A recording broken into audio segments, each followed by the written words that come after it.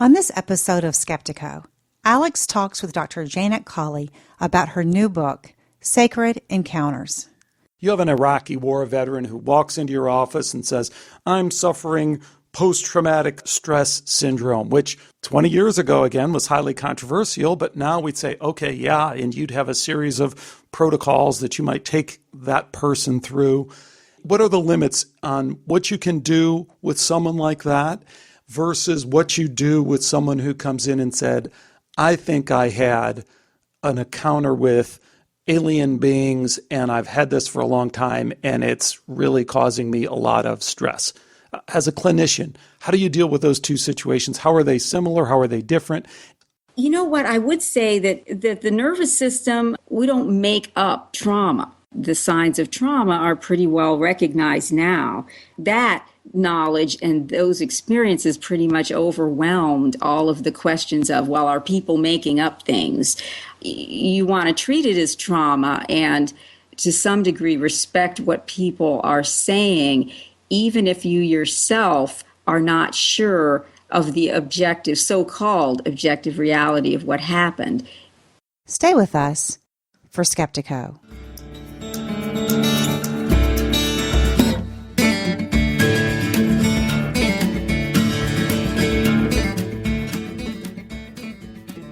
Welcome to Skeptiko, where we explore controversial science with leading researchers, thinkers, and their critics. I'm your host, Alex Tsakiris, and on this episode, we talk with Dr. Janet Colli about her book, Sacred Encounters. Now, Dr. Colli is a practicing clinical psychologist with a background in transpersonal psychology, and her book is quite remarkable, right up our alley in that it kind of reaches beyond the normal limits of consciousness and takes the larger implications of consciousness research. And that is that if consciousness extends beyond our little brain, then how far does it extend? And she takes that all the way to alien encounters, UFO encounters, which is a topic that I've been interested in a lot lately because it seems like one of those taboo topics that, despite the enormous implications of it, is avoided by most people. Now, let me read for you an Amazon review of Dr. Colli's book. Again, the book is Sacred Encounters, and here's what one Amazon reviewer writes. I have read a lot of ET/UFO related books, and I would have to put this close to the top. In my own mind, there's a progression in so-called UFO literature. At the base would be older books dealing with the so-called nuts and bolts of UFO sightings that have value convincing skeptics that UFOs are real. At the apex, I would place books dealing with wisdom of star beings or their part in consciousness transformation.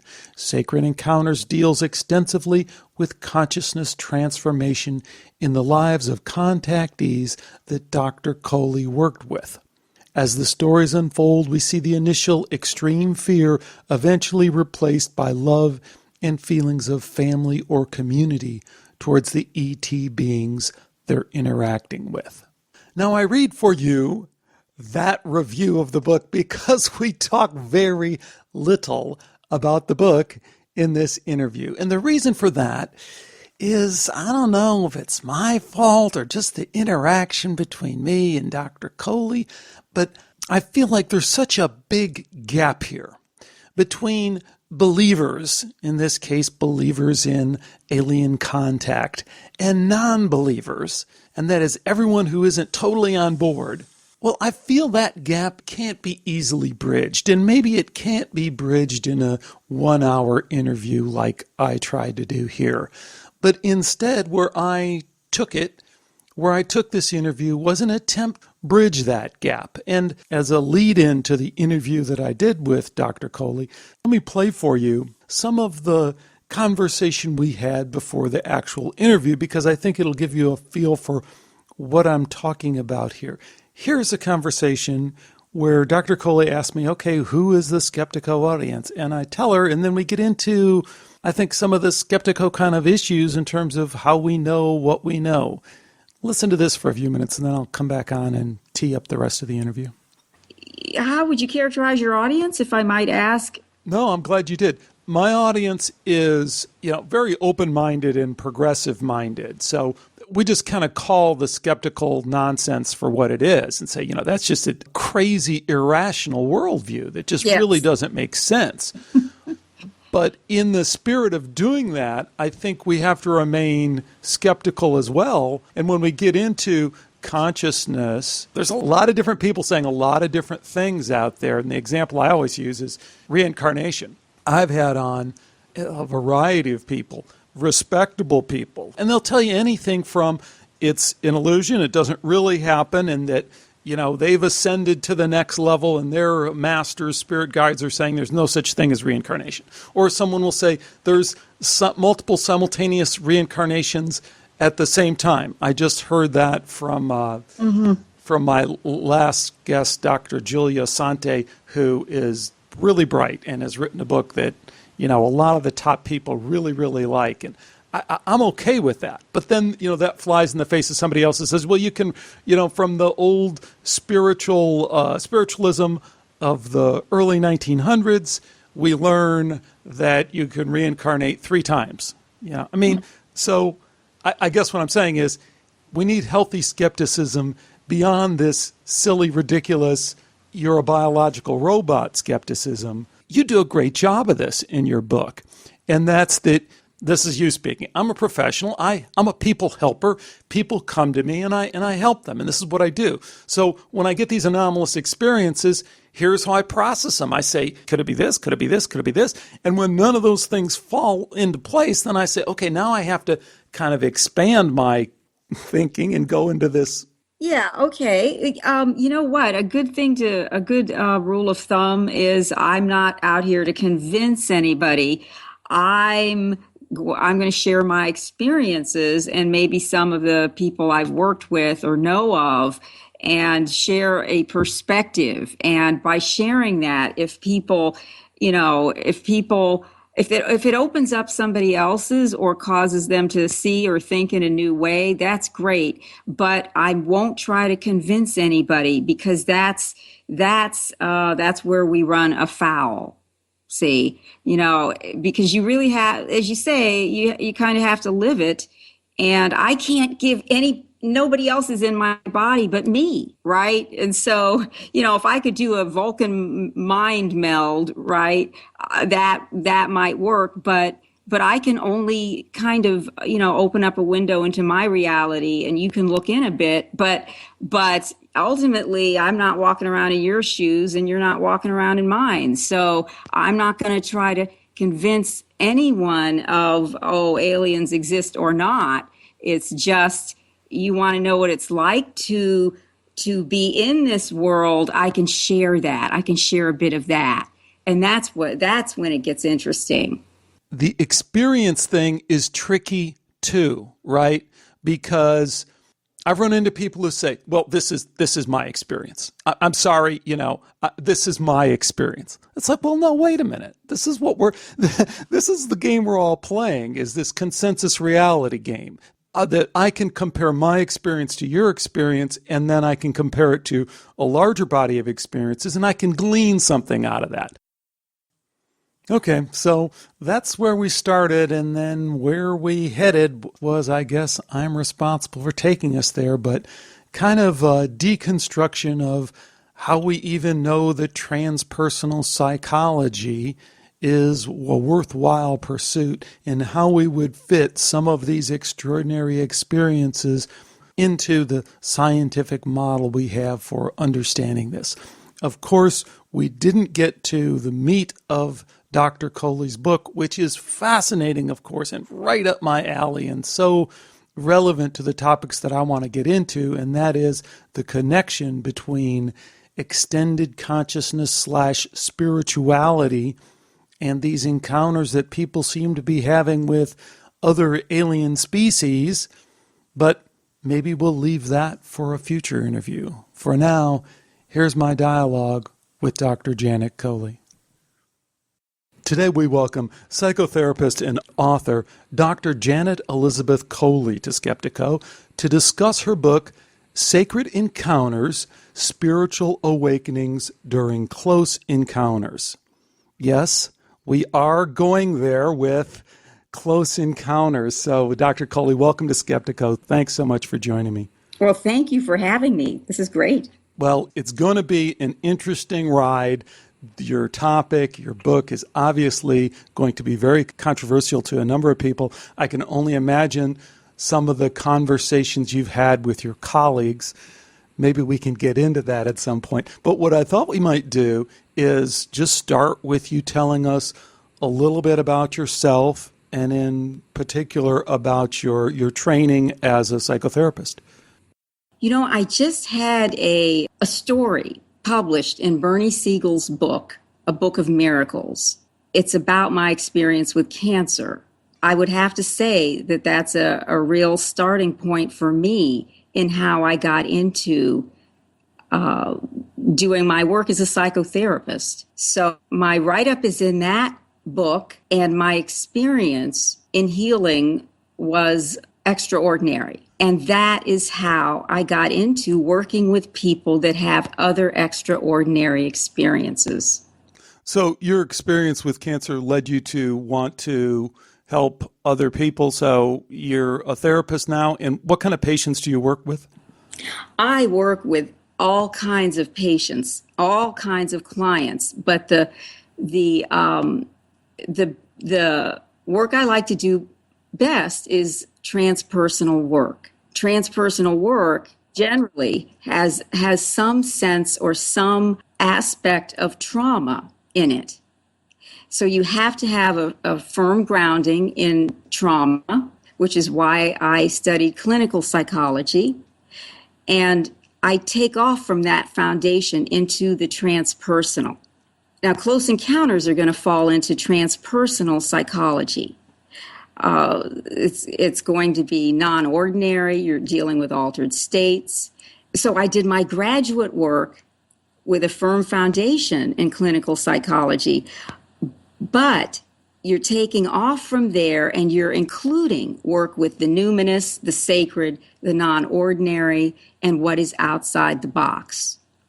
I knew I wanted to study Close Encounters because I read one of the best cases in ufology that exists, and I resonated and knew that this woman was in an authentic mystical experience, and I wanted to study that. But it wasn't until I had cancer that I had the real grounding in my own personal experience. And that's so necessary. You have to have some way to identify with or resonate or have a sense of what the people you're working with are talking about, whether that's some form of trauma and abuse and dissociation, which, guess what, that's an altered state too, or if you're dealing with the sacred. So I hope I'm giving a little bit of a perspective. You know, I've been working several decades now, and so at this point, I'm kind of looking back and it's beginning to make more sense than it ever has.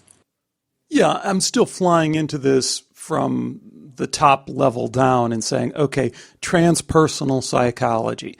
That I think is still pretty controversial within the field of psychology as a whole. I know my wife is a psychologist and used to be a clinical therapist, and when transpersonal psychology was really first kind of getting its feet on the ground 20 years ago, I think it was much more controversial. What is the state of transpersonal psychology? How is it accepted within the psychology community?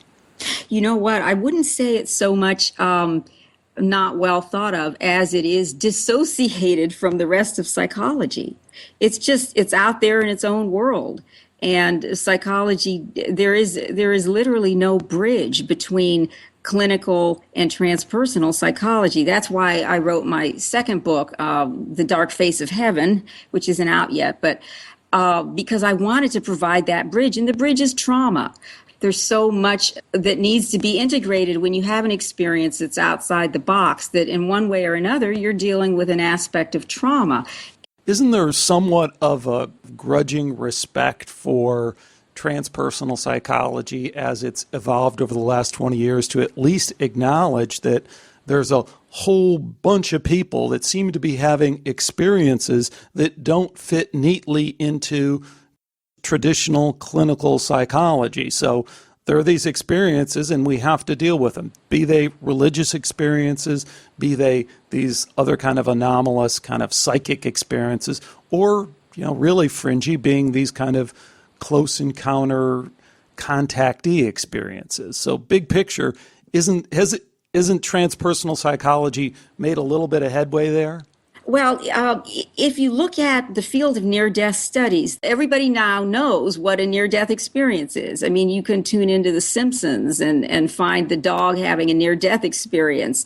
So sure, yes, there have been inroads, but the field itself is largely disconnected and dissociated. Frankly, I think that the role that trauma plays in both clinical and transpersonal psychology is the bridge itself. That's your thesis. I mean, that isn't established. That's just kind of what your clinical work is telling you. Right. Mm-hmm.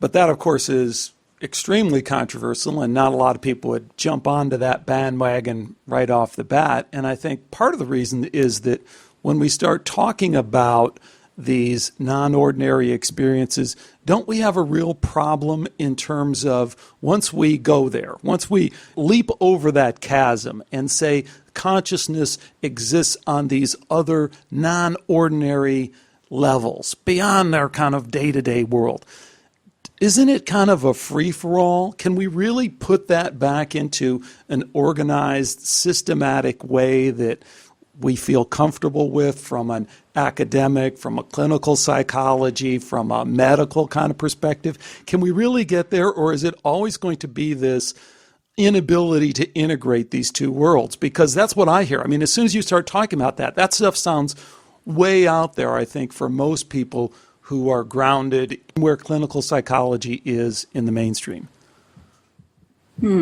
Well, there is the thing of the topic itself is studied differently. It's experienced differently. You can't take a very nonlinear experience and then provide just a linear frame to it. And John Mack, I don't know if you're familiar with his work, the late psychiatrist, the Nobel Prize winning psychiatrist who worked with experiencers, or alien abductees as they were called about a decade ago.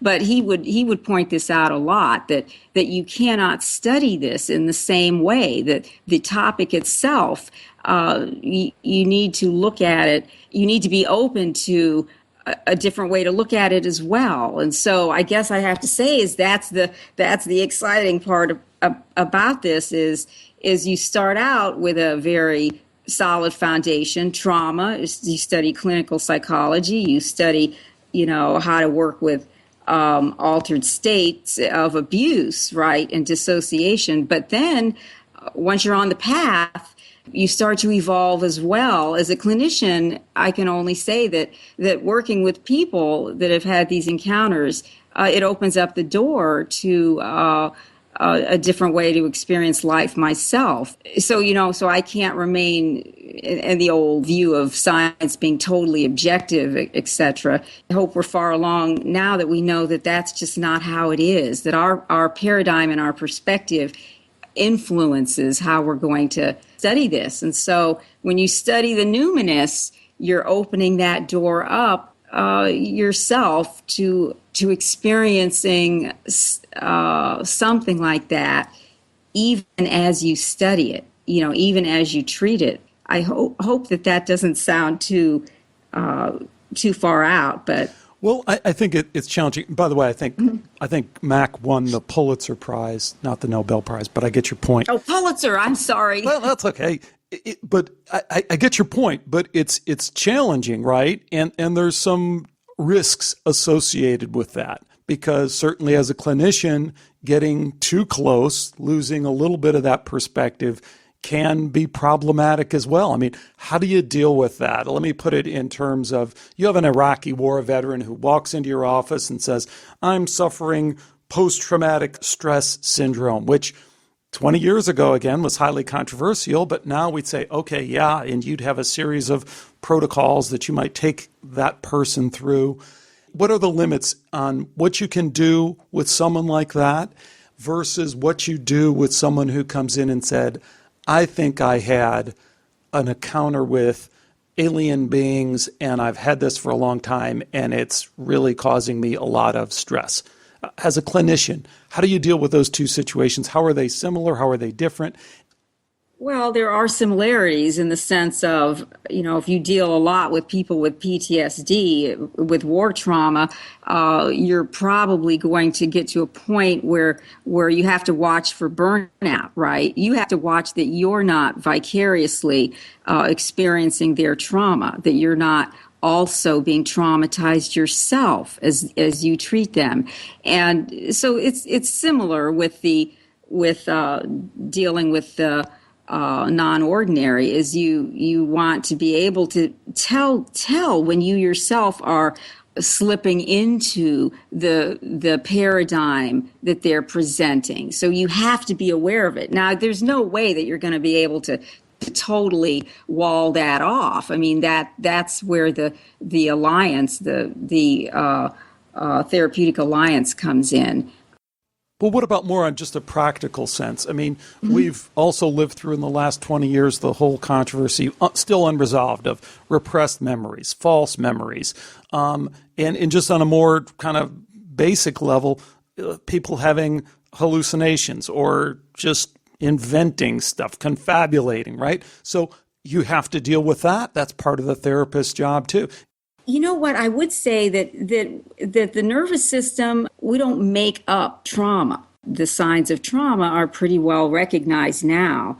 That knowledge and those experiences pretty much overwhelmed all of the questions of, well, are people making up things? You want to treat it as trauma and to some degree respect what people are saying, even if you yourself are not sure of the objective, so-called objective reality of what happened. Is you want to be treating that and using trauma methods. I use EMDR a lot, eye movement desensitization and reprocessing. And it really does help the nervous system process things that are difficult. No, hold on. Let's back up and tell people a little bit about EMDR, because I think in a way it's a small little case study in some of the topics that I've just been probing, because from what I understand, the clinical research on EMDR is quite strong. I mean, every way they've tested it, it's found to be efficacious and in different modalities for different treatments, all this stuff. And yet there's still this resistance to it because, well, what is really the theory behind it and all the rest? So in a lot of ways, it kind of encapsulates some of the discussion we've been having. Can you fill in some of the sketchy details that I have there and tell us a little bit about that? Well, it's a bilateral stimulation, and it's not just with eye movements, but that's how it started. And you basically, you move the attention of the person from one side to the other, from the right to the left and the right to the left again, and that helps the brain. That's kind of what happens during REM sleep. If you know how your eyes move back and forth when we're dreaming, we're processing material, and that's what you do. You just initiate the brain's natural healing mechanism with that, either through eye movements or tapping, bilateral tapping. And I've used this with all kinds of difficult situations, but I just want to put out that if people who have had any kind of non-ordinary experience can get themselves to a mental health professional and ask for EMDR, it can really help to bring them out of whatever state of difficulty they're in. And I've used it with people with what I consider to be close encounters, and it helps a lot. It's just that people at this point, when I talk about transpersonal psychology being dissociated from traditional psychology. It's that people don't realize that you can actually go to a therapist and you can say, I want to work on something that was really scary for me when I was out of my body, say. If you can find somebody that's open, it really does help. We're just in the last few decades realizing the prevalence of the incidence of sexual trauma and abuse and childhood abuse, and the people go to therapy now for that. And I wish that people were begin to be more open to dealing with the non-ordinary in a therapeutic setting. That will evolve and heal some of this split that I see between, as we talk about transpersonal or clinical psychology. So people that have had close encounters, for example, they may not tell anybody about this for decades, and I may be the first person they tell, okay? And they come in, and yet you can see that they've had to dissociate this, and they've held in some really hard to deal with aspects of it, and that doesn't do you any good. Well, yeah, and maybe there's a reason to be cautious. I came in contact with you, Dr. Colli, through Mike Cleland at Hidden Experience podcast, and Mike tells an interesting story in his show about living in a small town and having a lot of feelings, depression associated with these experiences that he's had, these anomalous experiences, and he goes in to see a therapist. And again, he doesn't claim to have a contactee experience. He just claims to have these rather unique, anomalous experiences. After a session, she goes, here's the medication. You're disturbed. Consider kind of checking yourself in kind of thing. So the reality that people are going to find if they do seek help is just a wide spectrum of health care that they might receive. And I think it in a funny way, it goes back to, even though I don't like the way that you kind of packaged it in terms of that the therapist is really this partner and it's all about their experience and we can't get any kind of separation from it. Clearly that is the case, and I guess we should probably just be more open about it and say, that therapist is bringing a whole set of beliefs and preconceived notions to the table that can really play into this whole thing. Now, I want to be clear. I'm not saying there is no separation, but I'm saying, I don't think I said there's no separation. I'm saying there is a separation, but it's not going to be some objective reality and wall that we put up where we're the clinician over here, we're the scientist over here, and over there, they're the patient. So, I'm saying there's got to be you're going to participate in some way with these numinous experiences. Everybody that studies it deeply, whether it's the near-death world, near-death research or studies, people are impacted greatly by just listening to this, okay? And so I just wanted to acknowledge that. I don't say that it's entirely without boundaries. Of course not. Otherwise, I wouldn't be a doctor. So, and there's all sorts of boundaries. I had a conversation a while back with a guy I really like. He's the head of the religious studies department at Rice University. Yes, and Jeffrey Kripal. Written some great books. We get all the way through and he's obviously dealing with some very out there kind of stuff like we are about consciousness, about our connection to super beings and all this stuff. At the end of the show, we get talking and he goes, but Alex, there is a crazy line out there. And we don't want to go over the crazy line. And he keeps talking about the crazy line and he's talking about UFO abductees. He's talking about people that believe that, the example he used, people who believe that there's alien bases underground, for example. Now, that's his crazy line. I don't know about that crazy line, but I know I wouldn't necessarily, I don't have any personal knowledge of that. Isn't that interesting that we're all going to have a different crazy line? Well, isn't that interesting? And doesn't that create some real problems? I mean, on one hand, I appreciate his honesty because we all do have kind of a crazy line. But on the other hand, aren't we constantly redefining this Yes. crazy line? That's a good point. It's interesting you're talking about him. He's going to do the foreword for my second book. Make sure you don't go over the crazy line. But that he very much shares the trauma can be the introduction into the numinous and into the sacred, and so we have common ground. We've managed to cross our own crazy lines into a common ground ourselves, and if we can do that, I'm sure that many other professionals can. Oh, I do want to touch upon what you said about going to a mental health professional. I just want to say is if you get somebody that tries to diagnose and prescribe you in a way that you don't feel is appropriate, well, then you move on, but you don't stop there. Nowadays people are finding me, they look under spiritual emergency, or transpersonal, as well as EMDR, but and there are other clinicians out there, but don't stop there. Is if you have a sense that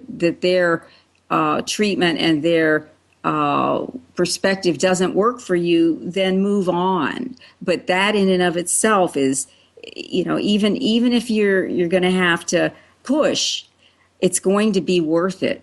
And I just want to say that. Okay, so Dr. Colli, you've written this book, Sacred Encounters, Spiritual Awakenings During Close Encounters. People get it right from the beginning, what you're talking about. Can you, for a minute, play a little game for me? I want you to play devil's advocate for a minute, because I think it helps define for people this idea of the crazy line being a little bit more fuzzy than we think it is. Because I think we walk around like Dr. Kreipel, who's a great guy, but has this rigid crazy line and not realizing that, that crazy line's a lot fuzzier than we think it is. And I think pressing up against that and realizing it's more fuzzy is a very freeing thing. The question isn't how would I explain it away? The question is, what do I find along with it that I also have to watch out for or just be aware of? We used to have a sense that people who've had these experiences are wacko, that they're going to be diagnosable and abnormal and maybe even schizophrenic. Okay, that view has changed, well, in the last decade. And I brought up John Mack before, and he took great pains to point out that all kinds of people have had these experiences, and they're professionals have had this, and so we like to outline all the many different kinds of people that have these encounters. And so that took place within the last decade. What I would say now is what I also see is that you can't say either way. You can't say just speaking to this makes it authentic or makes a person, on the other hand, a candidate for mental illness, because you're going to have cases that bridge both. You're going to have cases where you can see something has happened, but maybe the framework of the person's personality, right, is going to be make the experience incoherent. You see, now that's a tricky one. Do you understand what I'm saying? Of course.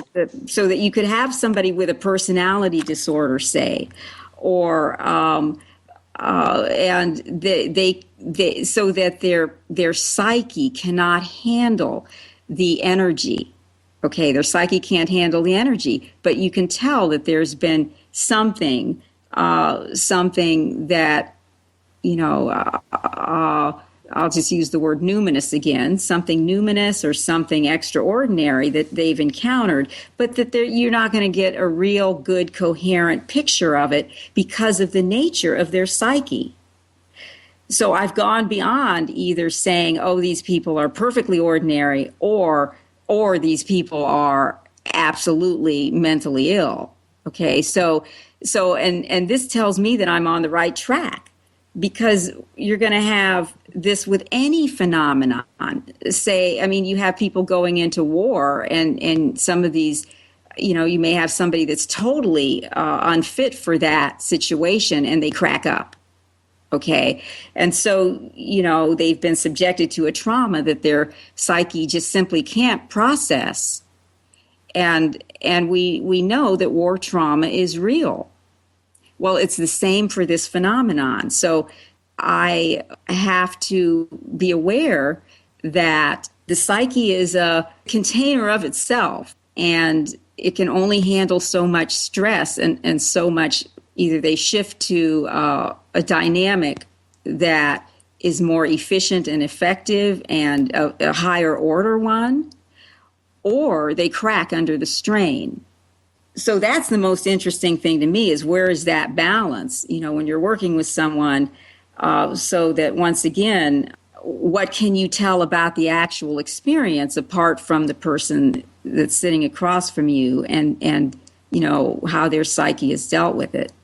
But I'm pretty clear at this point that there's enough, I've seen enough, and I've certainly researched enough that there's something, let's just say something out there, that there are, I would even go so far as to say beings that are non-human, that are higher order intelligences, and that we can have interaction, and that we can gain enormously from the interaction and evolve. And that's exactly what's happening, I believe, on the planet.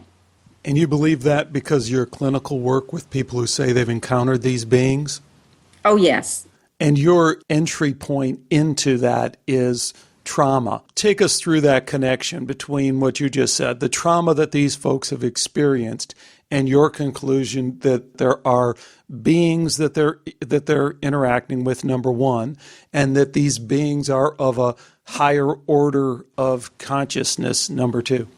Anything that is outside your ordinary paradigm is going to potentially be difficult to process. If you encounter something that is outside of your view of reality, outside of your paradigm, that's going to have to be processed, and your view of reality is going to have to expand.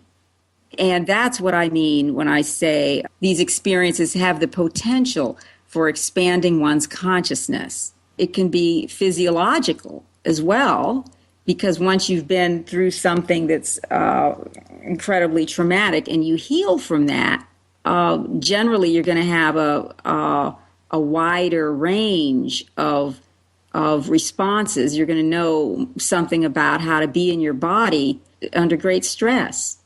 So dealing with the trauma is the first aspect. Anything extraordinary has the potential of being difficult or traumatic, even if the upshot of it is positive. Okay, I like the idea. I like the whole thing of trauma being kind of common denominator here. And I like why you say, as a clinician, I can feel pretty confident going into trauma. There's a grounding there that I say, oh, this is trauma. We know it. There are the physical characteristics. Here are the emotional characteristics, blah, blah, blah, blah, blah. I get that. And then I hear you saying that gives you confidence to say, okay, there's something there to work with. Then how do you get to the point to where to support what you just said? That is that what you're working with is people who have encountered other beings of a higher ordered consciousness, beings from outside of our solar system. How do you get to all that?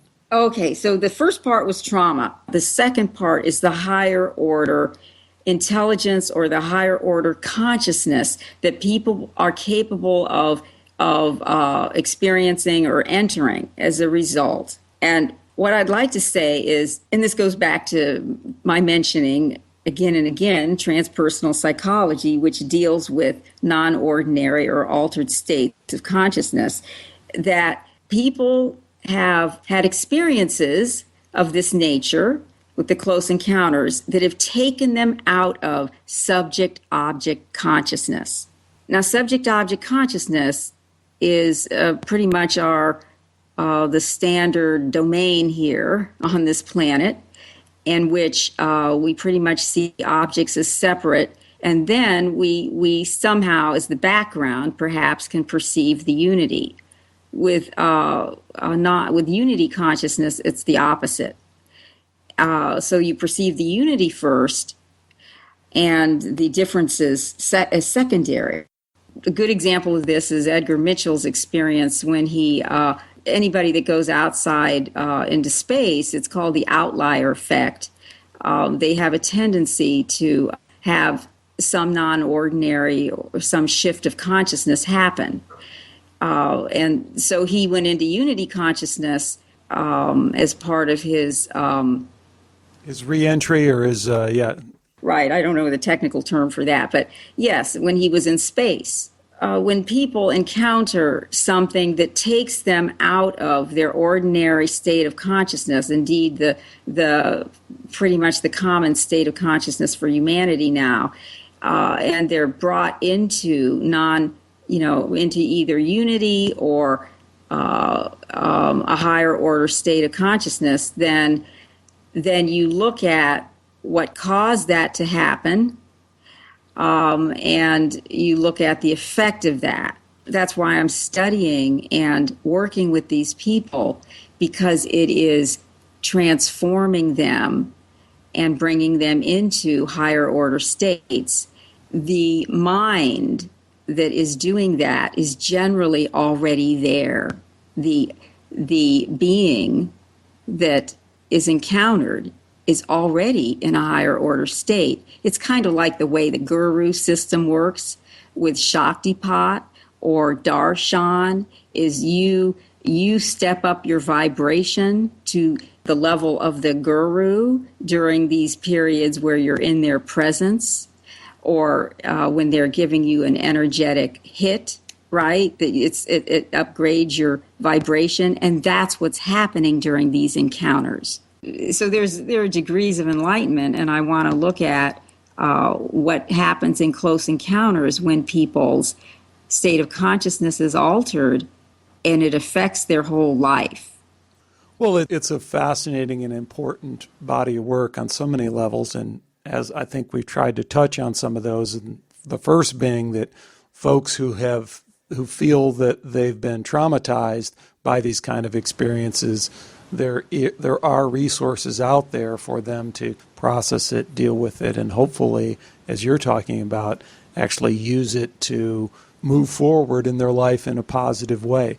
It's a wonderful book. It's going to be very challenging for a lot of our listeners to get into, but I hope that we've given them maybe a small sense of why they might want to go there and explore this possibility. Again, the book is Sacred Encounters, Spiritual Awakenings During Close Encounters. Dr. Janet Elizabeth Colli is the author, and thanks so much for joining us today, Dr. Colli. You're welcome. Thank you for having me. Thanks again to Dr. Colli for joining me today on Skeptiko. A couple of questions to tee up from this interview, and I think they center around this idea of experience, because we've bumped up against this before. It's interesting, of course, because the mainstream science skeptical argument you'll get against all these kind of phenomena that we've explored on this show, be they near-death experience, out-of-body experience, precognitive experience, all these experiences, those are not scientific. We cannot explore those because they're the internal experience of an individual, and we can never get there. And one thing that's interesting when you jump over to psychology and many of the other social sciences, you immediately see that prohibition against understanding or exploring human experience doesn't exist. There would be no such thing as psychology or psychiatry if we weren't willing to try and understand human experience. It's really a bizarre claim that's made about this. We can't approach experience. So what Dr. Colli does is even more interesting than that. She goes, okay, I'm in this area of transpersonal psychology that's really kind of fringy in terms of trying to understand these non-ordinary experiences. What I'm going to do is start from trauma, because we understand trauma. We accept that trauma happens and it leaves these physical markers, these physical scars in people that are common, and they're common throughout all these experiences. But it still begs the question, the larger question of what do we do with human experience? How do we approach it from a scientific perspective? It's a topic that we've touched on several different times on this show, but I think it's one that's worth bringing up again, particularly when we're talking about and trying to get our arms around these experiences that are so outside of what many people will normally accept, and that is experiences of encounters with alien beings. So there's a bunch of questions kind of wrapped together in there, so that's probably enough to tackle from this one show. And of course, we'd love to hear from you and have you offer your opinions and your ideas on that. The place to do it, of course, is the Skeptiko website at skeptiko.com. You can leave a comment right there on the website or bounce over to our forum and join the discussion there. While you're at Skeptiko, you can check out any of our over 200 previous shows or drop me a note via email or Facebook.